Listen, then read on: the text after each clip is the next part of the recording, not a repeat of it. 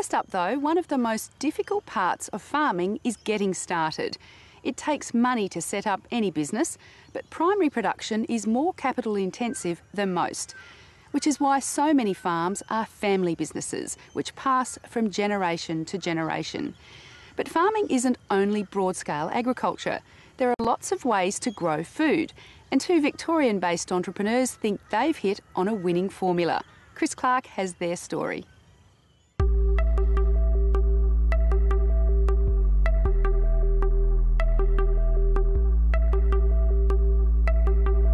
There's more to Australian farming than beef, wool and wheat. And Jan Vidra and William Pham are showing the way with their fresh herb business. And if we can introduce that to our customer... From a standing start 4 years ago, they're now packing more than 100,000 bunches of fresh herbs a week, supplying retailers up and down the East Coast. I think that there is a lot of opportunity in food, especially fresh food. We're a growing nation and I think there's a lot of opportunity. They're also different because they don't come from the more predictable farming backgrounds. William, my business partner, is from banking, and I came from supply chain management at an executive level. And we sort of looked at the industry and we thought, well, there's an opportunity to create some great products. William Pham runs the production side of the business. Well, we've got approximately 20,000 holes, that's whole which 20,000 plants, and through summer it's fully basil facility. Yes. The plant will rotate in 4 to 5 weeks. As soon as it's ready to harvest, clean, the bench get clean, new batch go down straight away. Their enterprise is focused around a hydroponic system, particularly for short turnaround plants like basil and coriander. The idea is to get the plant to the customer in the best possible shape. We try to minimise as much handling as possible because it is a delicate product. The ladies will clean it, sleeve it, and it will get packed into crates, and we'll basically go out tonight. The consumer will get it the next morning. Closed hydroponic systems have their challenges. Disease can wipe out a crop overnight. But crop rotations are much quicker and the water savings can be significant. It's approximately 10 litres per plant to grow from seedlings to harvest for us in the hydroponic system, and for the field it takes about 10 times that much, about 100 litres. It's a massive difference and a huge saving for us. The company also does field-grown herbs and uses a hybrid grow bed system for longer-term varieties. Water and nutrients are delivered through a drip system, but the plants are on a soil base. You still get the same nutrient from the hydroponic system, but it is in a bed where it's got dirt, and it allowed the plant to develop large root system, and so that it can be harvested over a 12 months period. Hey Joey, how are you, mate? Yeah, I'm just looking at the basil. It's looking pretty good. How are the orders looking tomorrow? Their business now operates from 3 sites, head office here just outside Melbourne and 2 centres in Queensland. They grow 60% of their needs and have 30 or 40 other regular growers who supply them. We sort of look backwards at our supply chain and go, OK, let's have a look at growing. When we're going to grow chives, for example, we'll grow it in 3 different ways. We'll grow it hydroponically, we'll grow it in grow beds, we'll grow it outdoors, and on top of that we'll have 2 suppliers, one in separate regions, which then that allows us 5 different touch points to ensure that this bunch is always premium for the customer year round.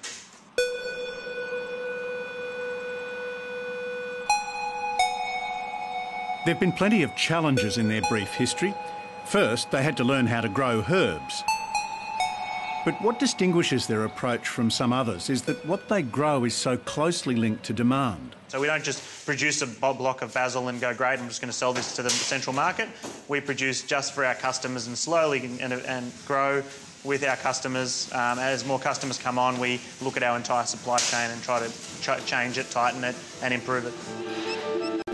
A background in supply chain management helped Jan Vidra focus on simplifying the process and minimising handling and paperwork. They've spent $200,000 developing their own software for inventory and orders. It means that around the packing shed, orders are entered and tracked through computer. If you're a supplier or a customer, you can log on from just about anywhere. there's less people handling orders because our suppliers are processing their own invoices and our customers are ordering online. The gross profit is a lot more traceable. So I think we had about an 8 to 10% improvement on our gross profit, which in our kind of business is basically the investment back in a year. It just keeps everyone connected, and suppliers and customers know exactly what's going on with their orders. But you can only have this for as long as people want what you're selling. So it's all about the herbs. I think the retailers want a product that's easy to handle, that will hold up, and ultimately the consumers want. I think what consumers want is a product that's identifiable, that's fresh, and that's consistent. They did some research to find out who buys herbs and why. We've done a lot of research across all of Australia, and we've found that 25-year-old to 45-year-old female, well-educated females, are our target market because they're looking for new recipe ideas. Not discounting the fact that the rest of the market is, but I think that that's our key market, and that's the way when we think about our brand and our communication and all the activity on social media, then we try to tailor it to that kind of market. What they discovered has helped them package and present their herbs so people know what they're buying and how to use it. I think we're an experience product, so we're that last thing that people add to make create a sensation. And if I take our thyme, for example, we've got a bit of a recipe idea on there, and then a website, and to our website then there's recipes that we grow on. We've been very active in social media, and we've noticed that Facebook and our Twitter accounts are picking up by just doing small things, just letting people know what they can actually do with herbs. So we look for creative communication. So Valentine's Day just went by, and we found out that in Spain, basil was given more than roses. So we put that up on Facebook and let them know that that's what they're doing with basil. And we, from that, we got a few comments, a few likes, and we connected with our consumers. He also credits the boom in TV cooking shows for giving herbs a boost. Because I think we've got a great audience in Australia at the moment, fueled by the big reality TV shows, that people are cooking. You know, I mean, 5 years ago, my friends or my mates wouldn't have dreamed about cooking, and now you've got them having, lasagna offs and, cooking curries and all that kind of stuff. So it's great. It's a business model that involves a high degree of planning and precision. While they're flat out in the packing shed, new seedlings are coming in. It's all about timing. We got 15,000 of basil, we got 7,000 of curry, and then you got other lines as well. So, and as the weather change, we're getting more curry and then less basil.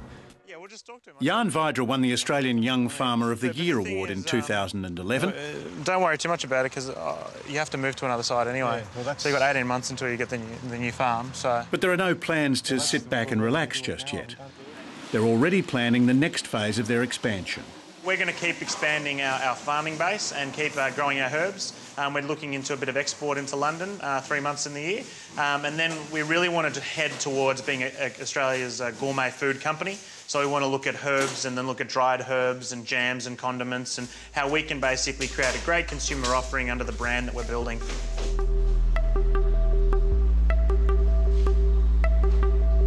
From little things, big things grow might yet be their company motto.